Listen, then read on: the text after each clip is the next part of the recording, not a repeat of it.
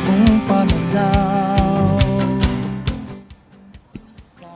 Isang mapagpalayang araw Pilipinas, Diyos marhain na aldaw Bicolandia. Welcome po sa 6th episode ng ating kaugnay School on the Air on Corn Production dito sa probinsya ng Masbate, the Rodeo Country of Bicol. Hatid po sa inyo ng Agricultural Training Institute, ATI Bicol, sa pagkikipagtulungan natin sa PLGU Masbate at Provincial Agriculture Office at sa mga lokal na pamahalaan ng 17 munisipyo o corn cluster dito po sa lalawigan ng Masbate. Ito po ang inyong likod, si Kuya Mike. Tayo po ay napapakinggan sa impila ng radyo sa probinsya ng Masbate, DZIM 98.3 Spirit FM, tuwing Sabado sa ganap na alas 10 hanggang alas 11 ng umaga. Opo, isang oras tayong magsasama-sama tuwing araw ng Sabado sa loob ng 4 na buwan. Okay? So, at sabay-sabay na matututo sa mga makabagong teknolohiya sa produksyon ng mais. Gandang buhay po sa ating 500 farmer enrollees at syempre ang kanilang mga SOA coordinators na nanggaling sa 16 na munisipyo at isang lungsod o corn cluster dito po sa lalawigan ng Masbate.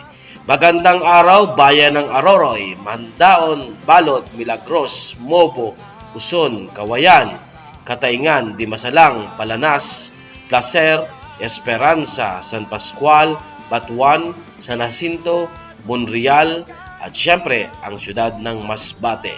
Ngayon pa lang po ay taos-puso na kami nagpapasalamat sa inyong pagsuporta at pagpapahalaga sa mga adhikain ng kagawaran ng pagsasaka. Tayo rin po ay nasusubaybayan via YouTube. Just follow us on our official account, ATI Bicol, #Sarabay Channel at FB page ng ATI Bicol at syempre sa FB page din ng DZIM Spirit FM, ang ating radio station dito po sa probinsya ng Masbate.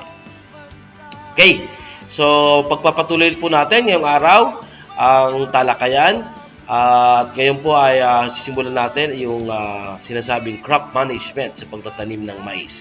Kung maalala nyo po, nakaraang Sabado, tayo po ay mga nakaraang Sabado pa, tinalakay po natin yung land preparation. Okay?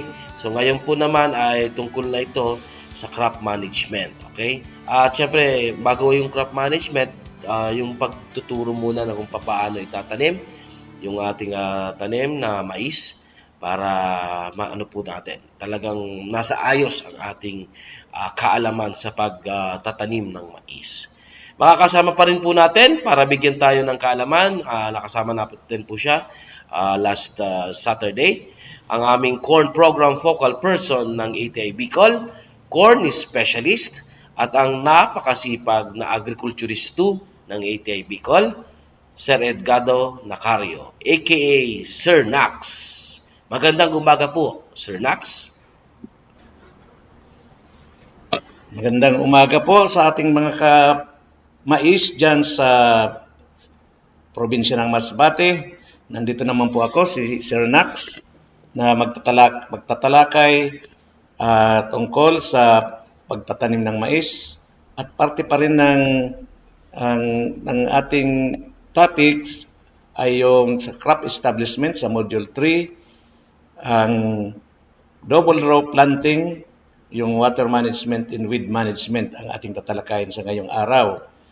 Pero bago yan, gusto ko munang ipakita sa inyo, parte pa rin yun ng planting, yung dalawang video para makita natin kung paano tumutubo ang mais at ang tamang population ng mais sa isang hektarya.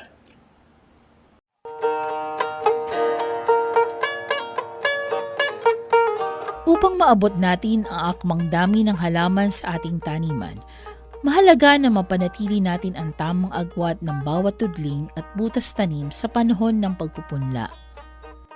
Ang paggamit ng makinarya sa pagtatanim ay higit na makapagpapadali ng proseso ng pagtutudling na may tamang lapad. Subalit kadalasan, ang pagtutudling ay kinakailangang gawin ng mano-mano. Mainam na gabay sa pagtutudling ang isang meter stick na may tanda ayon sa ninanais nating lapad sa pagitan ng bawat tudling. Halimbawa ay 60 sentimetro. Maaari ring gamitin ang isang putol ng kahoy na may gayong haba. Makatutulong din ang paglalagay ng mga patpat sa magkabilang dulo ng tudling para mapanatiling tuwid ang mga tudling.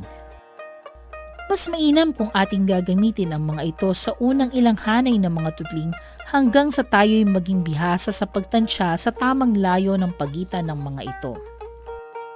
Kapag nailatag na ang mga tudling, maaari tayong gumamit ng meter stick o PC na may tanda ayon sa ninanais nating layo ng pagitan ng bawat butas tanim. Gaya ng pagtutudling, makabubuting gumamit tayo ng meter stick ng tuloy-tuloy hanggang sa tayo'y masanay sa pagtansya ng tamang espasyo sa pagitan ng bawat butas tanim. Upang matiyak ang sabay-sabay na pagsibol ng mga binhi, itanim ang mga ito sa mamasamasang parte ng lupa. Tabunan ito ng sapat na dami ng lupa upang mapangalagaan laban sa mga ibon at sa pagkatuyo. Itanim ang binhi sa may katamtamang babaw lamang upang mabilis itong makasibol bago pa maubos ang nakalaang pagkain nito sa buto o di kaya maatake ng mga insekto o sakit. Ang simpleng instrumentong gaya nito ay ginagamit upang itulak ang binhi sa butas tanim. Ito ang tinatawag na Farmalite. Napatunayang ang paggamit nito ay makatutulong para sa pantay-pantay na pagsibol ng mga binhi. Mag-ingat tayo sa paghawak ng mga binhing ginamitan ng fungicide o pamatay insekto sapagkat ang mga ito'y may taglay na lason.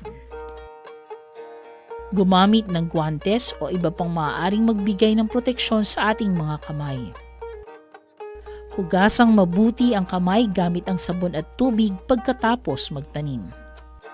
Higit sa lahat, itago ang mga inimbak na binhi sa lugar na hindi maaabot o makikita ng mga bata. Pinakamahusay na paraan ng pamamahala. Panatilihin ang angkop na layo sa pagitan ng mga tudling at mga butas tanim. Gumamit ng binhi na may mataas na kalidad, magandang kakayahang sumibol at mabuhay. BMP Best Management Practices. Pinakamahusay na paraan ng pamamahala ng ating taniman.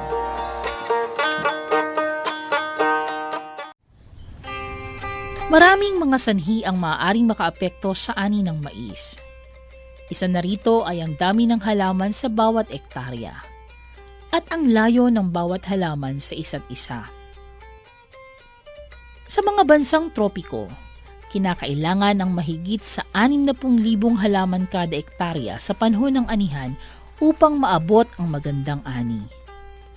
Karaniwan ng may namamatay na 10% ng mga halaman sa bukid, lalo na kung ang taniman ay umaasa lamang sa tubig ulan. Upang matiyak na may sapat na bilang ng mga halaman sa oras ng anihan, dapat na magpunla ng hindi bababa sa 65,000 binhi kada ektarya. Karaniwan na habang mas marami ang itinanim, mas mataas din ang aanihin. Ngunit kung marami ang itinanim, marami rin ang mga halamang mag-aagaw-agawan para sa mga sangkap na kailangan nito sa paglaki, gaya ng sikat ng araw, tubig, at nutrisyon mula sa lupa. Iminumungkahi lamang ang pagtatanim ng mahigit sa 75,000 halaman bawat ektarya kung ang taniman ay may mga angkop na kondisyong makapagbibigay ng mataas na ani tulad ng sapat na supply ng tubig. Kung ang taniman ay nasa lugar na madalas dumanas ng tagtuyot at ang pagbagsak ng ani ay maaaring mangyari, hindi ipinapayo ang pagtatanim ng mahigit sa 75,000 halaman sa bawat ektarya. Ito'y upang masiguro na ang bawat halaman ay mabibigyan ng sapat na tubig. Ang mais ay madali ding dapuan ng peste at sakit kapag ito'y nagsisiksikan, lalo na sa mga kondisyong tropikal tulad ng Timog Silangang Asya kung saan mainit, maulan at mahalumigmig. Ang bawat halaman ay dapat magkaroon ng pantay-pantay na bahagi ng sikat ng araw, tubig at nutrisyon mula sa lupa. Kung gayon, ang pinakaangkop na kaayusan ng pagtatanim ay pakwadrado. Subalit kailangan na magsasaka ang sapat na espasyo sa pagitan ng mga tudling upang maayos na maisagawa ang pagpapatubig, pagtatanggal ng damo at pag-aabono. Kailangang ang pagitan ng bawat tudling o hilera ng mga tanim ay hindi sobrang lapad o sobrang kipot. Ayon sa BMP, ang layong mula 50 hanggang 70 cm ay sapat na pagitan ng bawat tudling. Kung ang bawat tudling ay may layong 50 cm o higit pa, magiging mabilis at maayos ang paggalaw ng magsasaka sa pagitang ito. Subalit kung ang lapad ng tudling o hilera ay hihigit pa sa 70 cm, malayang makakapasok ang sikat ng araw sa lupa na magbibigay daan sa mabilis na pagdami ng damo at madaling pagsingaw ng halumigmig sa lupa. Iwasan nating magsiksikan ang mga tanim sa tudling o hilera. O di kaya'y magkaroon ng higit sa isang halaman sa bawat butas tanim, sapagkat ang mga ito'y nagbubunga ng pag-aagaw-agawa ng mga halaman sa sikat ng araw. Ang pagsisiksikan ng mga tanim ay magdudulot ng mga halamang matatangkad subalit payat at may hinang mga puno na madaling dapuan ng sakit tulad ng paglundo at stalk disease. Ang bawat tanim sa tudling ay sapat nang magkaroon ng layong 20 hanggang 30 cm sa isa't isa at isang tanim lamang sa bawat butas tanim. Piliin natin ang pinakaangkop na layo ng bawat tanim na magdudulot ng tamang bilang ng mga halaman na aakma sa kondisyon ng ating taniman. May ilang mga magsasaka na nagtatanim ng higit sa isang binhi sa bawat butas tanim bilang proteksyon sa posibleng pagkamatay ng isa sa mga ito dulot ng di pagsibol o kaya'y ng peste at sakit. Kung may higit sa isang halaman sa butas tanim, maaaring isa o higit pa sa mga ito ay hindi magbunga. Kung tayo'y gagamit ng mataas na kalidad na mga binhi na may magandang pagsibol at mataas na posibilidad na mabuhay, ginamitan ng fungicide o pamatay peste, hindi natin kailangang magtanim ng sobra-sobra. Ang mga natirang binhi ay dapat na iimbak ng mabuti upang mapanatili ang kakayahan nitong mabuhay.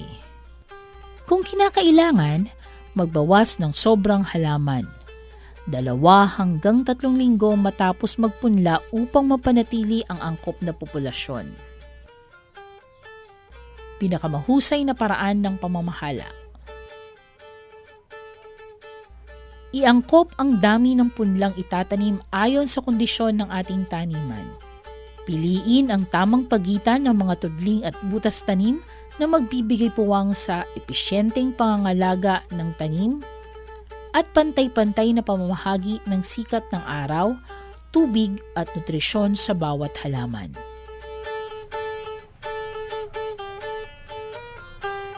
BMP Best Management Practices, pinakamahusay na paraan ng pamamahala ng ating taniman.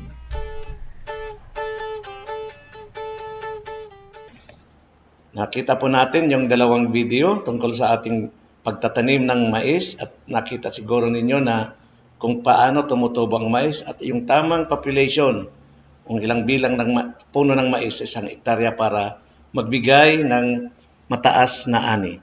Ngayon po, ang ating tatalakayan natin ngayon, yung isang paparaan kung paano lalong tumaas ang ating ani, yung tinatawag nating double row planting.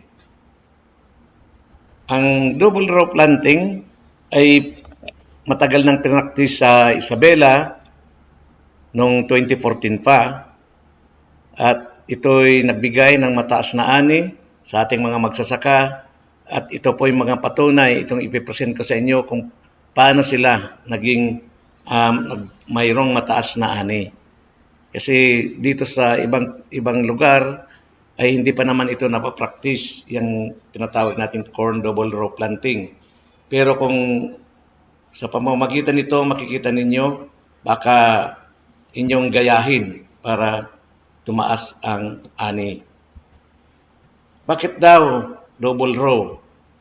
Ang purpose po nito para madagdagaan ang production by volume O kung ka 5 tons lang kayo or 4 tons, baka maging 10 tons na.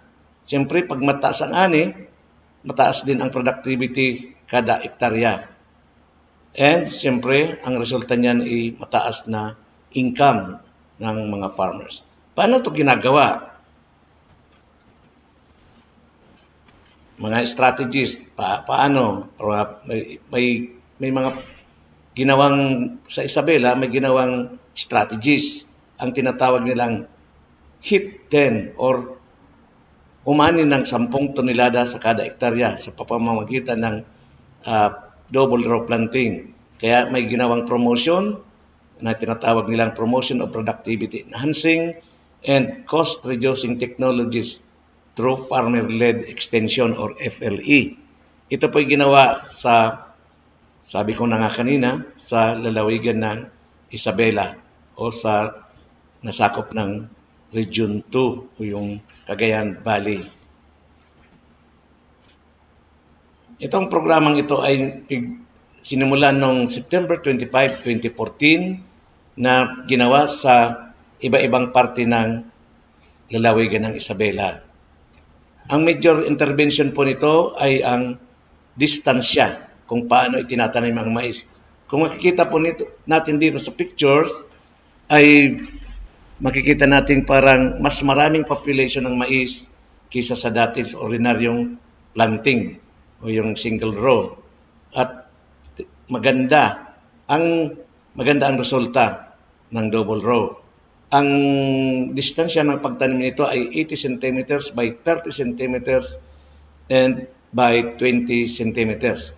Mamaya ipapaliwanag natin kung paano ito ginagawa. Ito, makikita natin dito yung mga linya.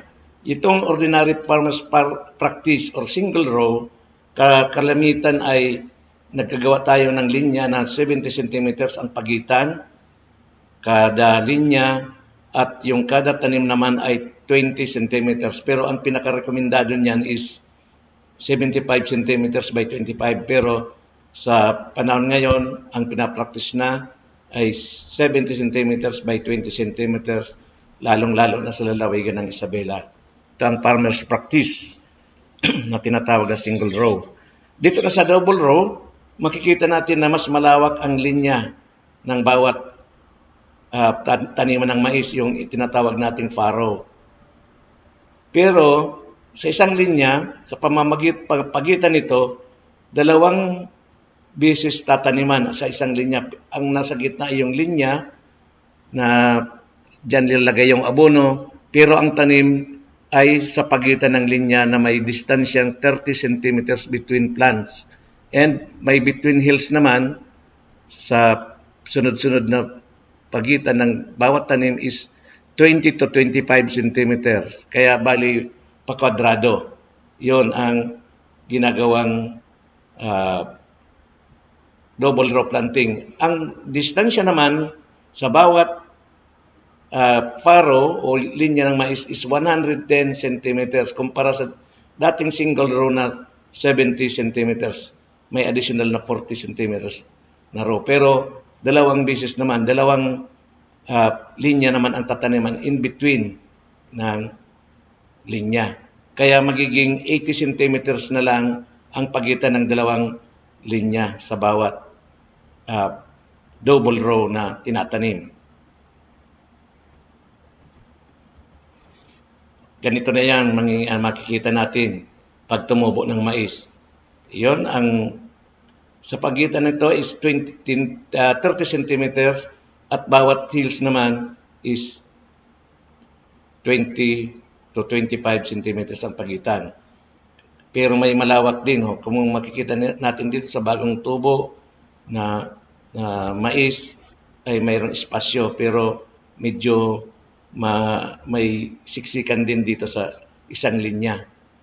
Ang major intervention nito ay ang seed requirement niya is 22 to 23 kilograms per hectare yung kailangan na binhi.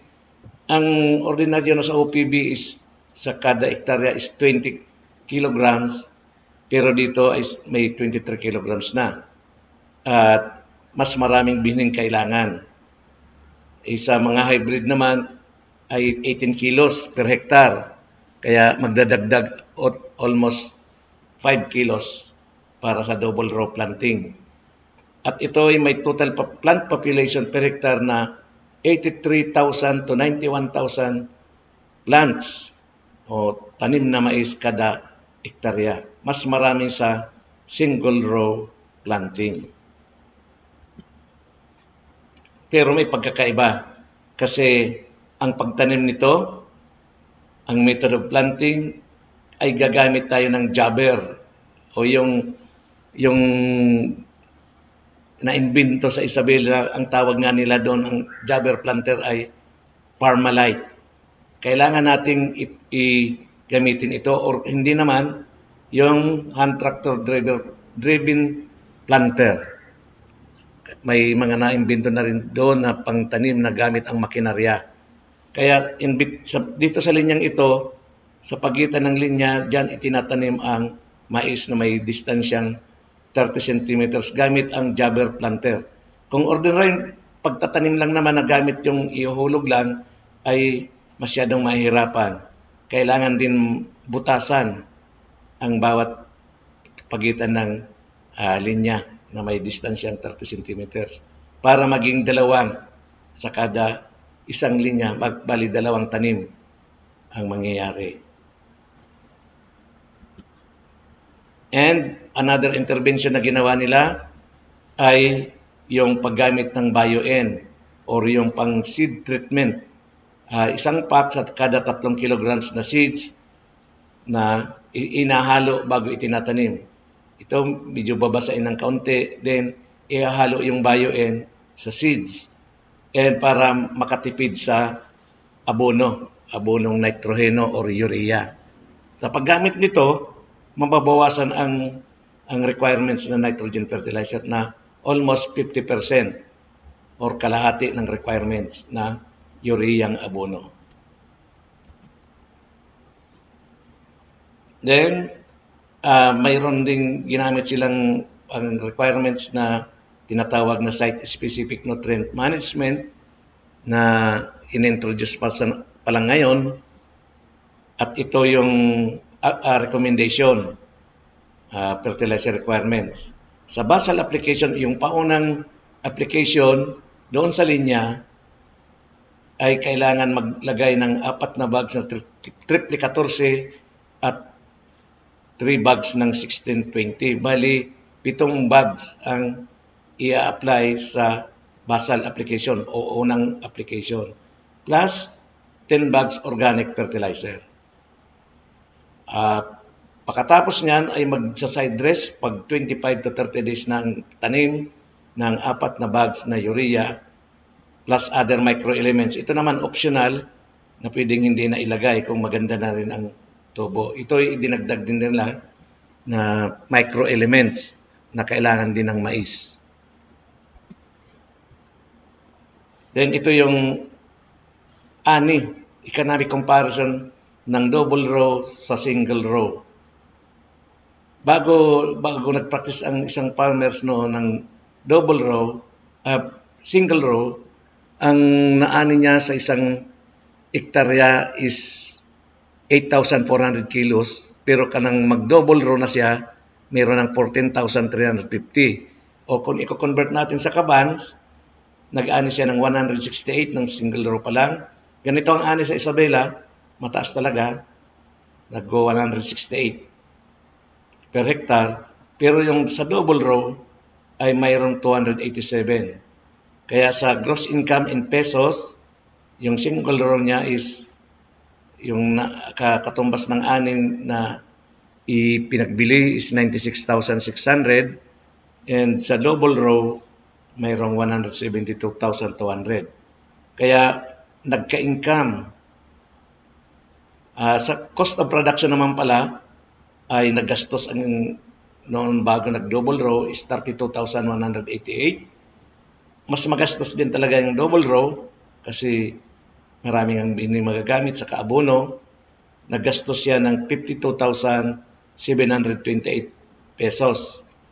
Pero nang i-compute ang income, ang gumamit ng bago mag-double row is, ang income niya is 64,412. Neto na yan. Pero dito sa double row, nagka-income ng 119,472. Almost double ang naging net income ng isang farmer. Yan, may mga patunay na cost and return analysis nung 2017 nang i-practice ang double row. Mayroon ng yung nag-double row planting na ganitong technology is 54,120 compared nung practice ng single row planting na 34,179 na may additional income na almost 20,000. Ito yung mga nag-ani ng 10 to 14 tons na ani noong 2014 to 2015 na ito, makikita natin na nag-13 tons, almost 13 tons yung mga taga sa Isabela Province. Ang pinakamababa is 10 tons. Yan, yung mga naggamit, mga nagpatunay na ganito yung nangyari nung mag-double row planting sila. Almost 10 tons ang average kada hektarya na mais. Yan. Ang average is 10 tons, 10.6 tons per hectare. Dito naman sa Cagayan Province, ang average nila is 11 tons, mas mataas kaysa sa Isabela, at ito rin yung mga naggamit ng double row. Then sa Nueva Vizcaya, yung magtatanim ng mais doon ay nag-average yield ng 11.4 tons o 11,421 kilograms na ani kada hektarya sa double row. Mga patunay niya, naging mga Gawad Saka Corn Awardee pa yung mga naggamit ng double row planting dahil sa mataas na ani. Yan. Si Felix Ancheta sa Gawad Saka Corn Awardee ng 2017. Yan ang kuwan natin sa double row planting. Patunay na mas mataas ang ani. Sana kung mayroong susunod ang teknolohiya ng double row planting dyan sa Masbate, makikaugnayan lang sa amin kung paano ikakanda at matutulungan namin kung paano mag-double row planting para tumaas ang ating ani. Maraming salamat. At isusunod po natin ngayon yung water in weed management. Kasi hindi pa naman tayo, o ako lang pa naman sa isang oras, baka matapos natin hanggang isang oras ang isa pang topic. Okay? Water and weed management in corn. Kailangan din ng tubig. And kailangan, lalong-lalo na kung yung hindi na gumagamit ng Roundup Ready corn or yung RR or glyphosate tolerant, kailangan natin ng weed management para sa ating maisan. Lalong-lalo na dyan sa probinsya ng Masbate, ay karamihan ay white or OPB corn ang tinatanim. Kulang na yung mga GMO, kulang pa. Dito muna tayo sa water management, irrigation. Ang tanim daw ay kailangan din ng tubig, lalong-lalo na kung tayo ay ito ay bagong tanim para sa seed germination, para sa early growth development of corn plants. Karamihan sa atin, pag nagtanim, kailangan sana umulan bukas o kahapon umulan para basa ang lupa. Yan ang tamang pagtanim para matulungan ang ating seeds, corn seeds na mag-germinate agad. Kung tag-init, mahirapan ang mais. Kung lalong-lalo ng tuyo ang lupa. Dito daw sabi ang ating sakahan o maisan dapat kailangan ng tubig pag ang tanim natin ay 12 to 15 days na ang edad. Yan ang mga edad, 25 to 30 days. Ito yung pag-aabono, kailangan basa rin ang lupa o kailangan ng tubig. Then 40 to 45 days, magsisimula na itong lumabas ang flower niya. Then 55 to 60 days after planting, and dyan na malabas na ang bunga or yung silking. Kailangan ng tubig, lalong-lalo dito sa pag-develop na ng puso ng mais, 70 to 75 days. After that, na-develop na yung mais, kahit na moist na lang ang lupa, ay hindi naman kailangan ng tubig. Ito, ay nakikita natin sa picture na may patubig, lalong-lalo dyan sa Mindanao and sa Cagayan Province, sa Cagayan Valley, sa Region 2, talagang meron silang nakaabang na pang-irrigate ng mais. Kailangan daw ng water consumption, corn is approximately equal to field evaporation. Kung ano yung ina-evaporate sa air, sa space, kailangan din ng tubig na maibalik na ganun ka-dami. Then, during silking and soft dough stage, water use can be as high as 6 to 8 mm per day. Kailangan ng maraming tubig during silking and yung pag-develop ng puso hanggang sa soft dough stages. Yan. Yun lang naman sa water management. Kailangan rin talaga ng mais ang tubig. Kahit nga sinasabing ang mais ay drought tolerant, ay nabubuhay siya kahit katag-init o tagtuyo, pero mas kailangan pa rin niya ng tubig para mas magandang ani. Dito na rin tayo sa weed management.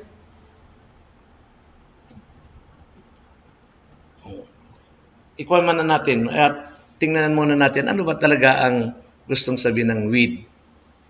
Sabi daw ang damo ay mga tinanim na tumutubo na sa taniman natin na nagko-compete, walang gamit o useless.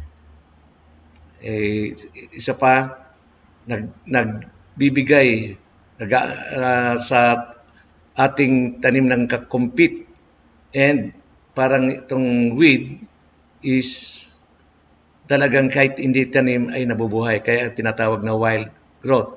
Kung sa Webster Dictionary, ang gustong sabihin niya is any plant growing in cultivated ground to the detriment of the crop or the disfigurement of the site, an economically useless or unsightly plant or wild growth. Itong mga hindi kailangang tanim na tumutubo sa ating taniman, mga damo or weeds. Bakit ba itong damo ay tumutubo? Ano bang mga karakteristik niya? Kahit nga hindi tinanim, natubo, kahit hindi abunuhan, ay tumutubong maganda. Sabi dito, ang mga karakteristik niya is germination over a wide range of environment. Kahit saan, nagtumutubo siya, kahit hindi itanim.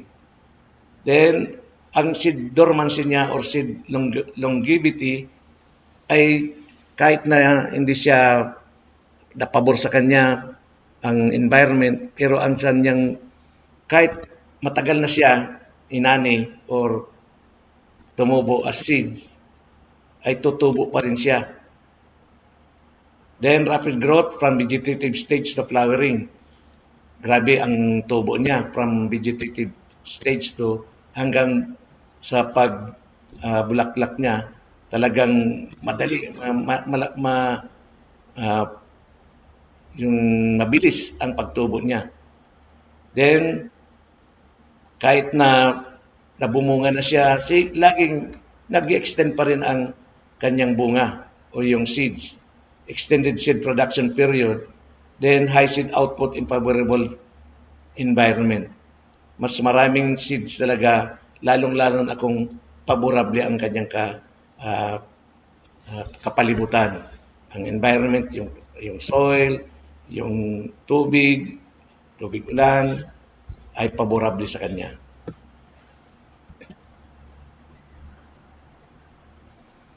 Ito pa, some seed production in unfavorable environment. Pasensya na. Tolerance and plasticity. Yan. Gustong sabihin, kahit hindi kanya pabor ang environment, tumutubo pa rin siya. Then, adaptation for seed dispersal, kahit anong pwedeng i-disperse siya, madadala siya kahit anong bagay, mag-wind, sa tubig, sa floods, ay nadadala siya at tutubo pa rin. Then, ability to compete with other species by special means, talaga naman yan ang gawain ng damo. Nakikikompete siya, lalong-lalo na kung sa maisan na binagyan mo ng abono, kukompete niya ang mga nutrients na dapat para sa mais. May abilidad siya para na tinatawag na allelochemicals. Then, kung ang damo ay tumutubo lampas sa isang taon, ay mas grabe, mas matingkad or vigorous vegetative reproduction. Mas lalo siyang na-reproduce, dumadami. Then, sa corn with competition, kailangan daw ang mais ay weed-free. Dapat wala siyang damo sa period na yan, 0 to 6 weeks after seeding. Then, sa corn with competition, need early season of weed control. Kaya dapat sa early season pa lang or yung sa bago pa lang magtanim, sabi nga 0 to 6 weeks, dapat alisan na ng damo para ma-avoid yung competition sa mais. Mas maraming nawawala, 15 to 18%, 80% na nawawala pag ang maisa natin ay madamo. Yan, base yan sa 52 trials sa buong Pilipinas.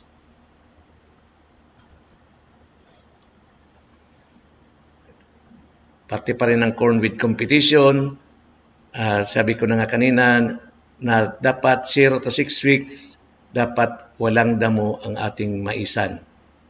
Pero, pag mataas ng mais, pwede na rin siya, nakikikompete na rin siya sa damo.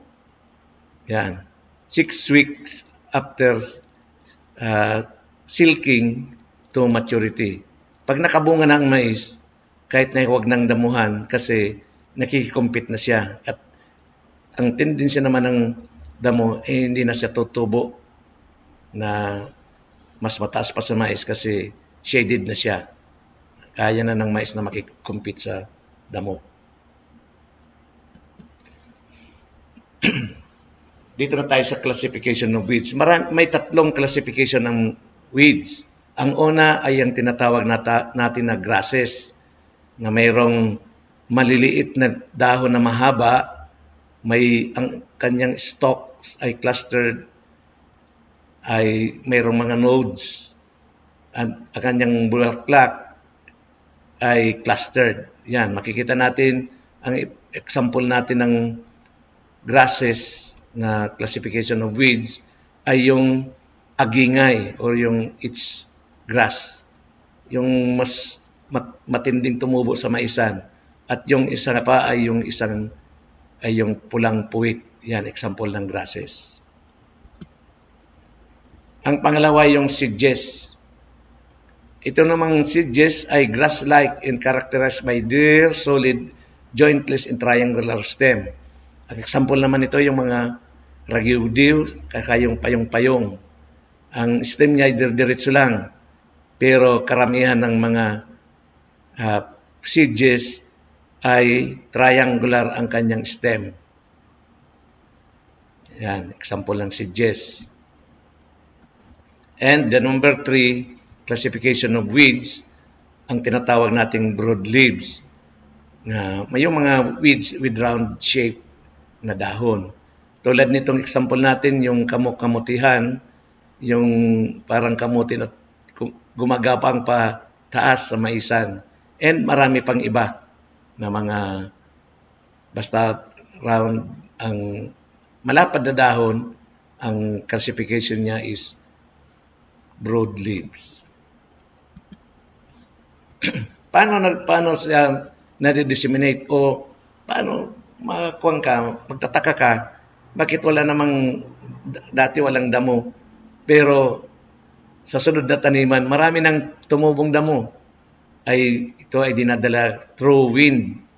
Ang ibang mga damo, parang parachute, feather-like, dinadala siya ng hangin sa iba-ibang lugar. Example nito, kung nakita kayo sa mga bukirin, may mga ganitong bunga ng damo na once na ma-detach ito, ay para siyang parachute at lumilipad papunta sa ibang lugar. Yan, through wind, then through water or flooding. Pag natanggal na yung seed sa damo, pupunta sa tubig. Once na inanod, talagang pupunta na siya sa ibang lugar. Then, through animals. Alam naman natin ang animals ay weed, ang mga grasses ang kanyang kinakain.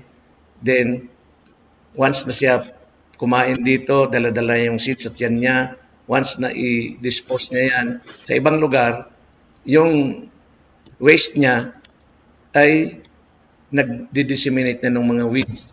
Hindi na mamatay yung mga weeds doon sa kanyang waste, sa manure. Then, pag sa ibang lugar na siya, tutubo yun. At mas maganda pa kasi kasama pa yung manure. Yan. Then, sa mga equipments, lalong-lalo na kung may harvester, yung mga traktora, maski yung sa kalabaw na plow, pwedeng makadala ng mga weed seeds pag nag-transfer sa ibang lugar.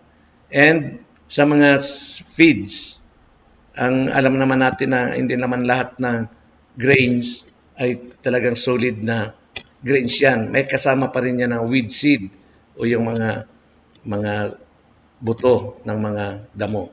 Nata-transport pa rin yan. Ito ang mga major weeds infesting corn. Ang number 1 dyan ay yung itch grass or yung agingay. May tinatawag natin ghost grass, jungle rice, yung mga mariparoy, crabgrass, crowfoot grass. Then sa seeds, ang popular na weed seeds, sa classification ng seeds, yung purple nut seeds. At marami tayong nakikita na mga seeds. Then sa broadleaves, yan, trilobed morning glory, mga porcelain, amaranth, mga spina amaranth, marami tayong makikita nito yung mga kadyapa, yung may tinik na masakit sa kamay, pag ginawakan mong may mga matatalim na tinik. Yan, spindle top, dayflower, mamaya makikita niyo mga pictures niyan. And sa lowland rice after corn, wetland, dryland, the above weeds except its grass. Makikita natin ang mga damong ito except yung agingay sa mga lowland rice or corn. Yan, ang its grass, yung makikita natin itong Rotbilla cochinensis or agingay, annual grass. Yan, pinaka-problema nating damo. Then ito yung kanya, meron siyang trichomes or itong yung hibo sa Bicol na Makati pag sa katawan, sa kamay. Then ang mas marami ang kanyang seeds, 5,000 to 14,000 seeds per plant or nagiging dormant. Ayan, mga its grass, critical density. Ayan. ang one plant niya is 5% sa isang metro kwadrado, kung kaunti 5% yield reduction ang kanyang mga epekto. Pag 50 plants per square meter, 50% ang yield reduction. Kung mayroon isang square meter, mayroong 50 plants ng agingay, ay 50% ang yield reduction niya pag hindi naalis. Pag ganito na, 142 plants per square meter, 71% yield reduction. Kaya dapat ang agingay ay mawala sa ating tanimang mais. Yan ang number 1 na nakakabawas ani pag maraming agingay sa inyong taniman na mais. Ito naman yung mga seedges, makikita natin. Yan. Ito pati yung seedges na ito ay mayroong mga tubers na kahit na inalis mo na yan, tutubo uli. Kasi nasa ilalim, parang nagkukan siya, yung nagkakamang, ang tawag doon, gumagapang sa ilalim ng lupa, kaya mabilis siyang dumami. Kahit na inalis mo na siya through cuttings, then tutubo uli. Yan ang mga seedges. Then ito naman yung mga broadleaves, yan, local name ng kamutihan, annual broadleaf yan. May pwedeng napoproduce siya by seeds. Yan, gumagapang siya sa mais at pinupuluputan ang mais. Yun ang mga broadleaves. Yan, ang example natin ng mga grass, yung pagpagay, itong sabong-sabungan, pero sabi daw, ginagamit itong pang gamot, yung dahon niya nilalaga at iniinom. Then, ito yung pulang puwit na tinatawag natin, classified as grass, kasama sa grass family. At kuha na pala natin ang mais at palay ay kasama rin sa grass family. Consider din na niya weeds, pero hindi siya may pakinabang na weeds. Kaya nasa grass family din ang mais at ang palay. Yan, mga purslane, mga kasama na yan sa broadleaves, pabilog na dahon. Yan, purslane, kasama na yung mga tawa-tawa. Yan, mga broadleaves. Karamihan makikita talaga natin ito sa ating taniman, sa ating mga lupa. Hindi naman itinanim, pero mas madaling tumubo. Ito yung sinasabi ng Amaranthus spinosus, yung kadyapa, yung may tinik. Uray, ang local name. Then ito yung dayflower. Marami yan na makikita natin sa ating taniman, lalo sa plant. And the coxcomb.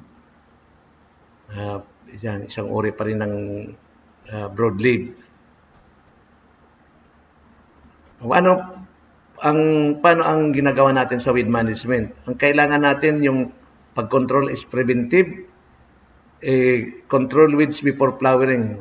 Kailangan wag na natin pabulaklakin. I-control na agad, alisin na agad para hindi na dumami. Kung halimbawa yung agingay, bago magbulaklak, dapat i-alisin na natin. Wag na natin hayaang bumunga pa. Kasi mas maraming bunga ang kanyang ilalagay sa lupa and tumatagal siya kahit ilang ng 3 taon.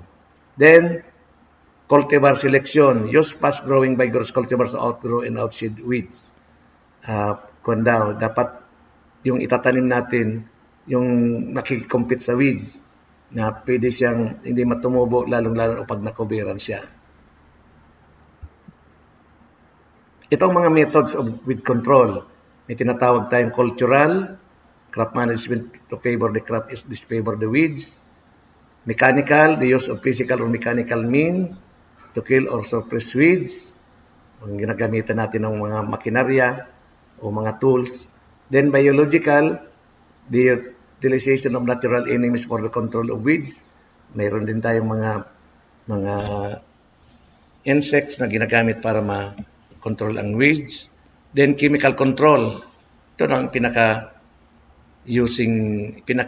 mabisa na ginagamitan natin ng mga chemical herbicides and para sa weed management. Tulad ng 2,4-D or glyphosate chemicals para mamatay ang mga damo. Then dito sa cultural, ang mga example natin, crop rotation, crop management, dapat may planting date, population row spacing, fertility, then sa disease, then gamit ng cover crops para hindi tumubo yung mga maraming damo, iba-ibang klase. Then paggamit ng mulch para huwag tumubo ng mga damo. Yan, mga iba pang mga paraan para sa cultural control ng weeds. Rice corn rotation, wag lang crop rotation, wag lang single crop ang itanim sa sunod na cropping. Then, mechanical, yung paggamit ng mga makinarya sa pag-healing up, sa pag-off-barring para makontrol ang damo. Yan, mas madali pero mayaman siguro pwede. Then, ang pinakasimple is hand weeding o yung gamit ang kamay, gamit ang asarol. Yan. Isa rin yan sa mechanical control ng weeds. Pero ito naman, sabi nga, back-breaking o masakit sa likod. Kasi maghapon kang nakaupo dyan sa lupa, sa maisan. Itong mga gamit ang kalabaw, may tinatawag tayong off-barring, 14 days after seeding, o after planting, gamit ang kalabaw, pinapahiway natin o sa 14 days. Then, saka na tayo maglalagay ng abono, nakakontrol din ng weeds. Then, hihiling up natin sa 21 days after planting or 25 days after planting, inihiling up, pang-control pa rin yan ng weeds. Pero, yung mga sa pagitan ng tanim ay hindi, kasi nakalinya. Kailangan pa nating i-hand weed. Yan, ang biological, mayroong tinatawag tayong biological control, the utilization of natural enemies for the control of weeds, tulad nitong insektong ito na kumakain ng mga damo. Yan. Itong uod na ito is Polodia recorvalis or nasa larval stage o nasa uod na stage. One larva can consume 1 15-day-old plant. Nakaka-consume daw siya ng, yan, ang inaalisan niya ng, nakakontrol niya ang damo, pero hindi naman lahat naalis. Yung down lang ang kinakain. Then, ang pinaka-last, yung chemical control. Use of chemical herbicides in weed management, example 2,4-D, and glyphosate na mga chemical.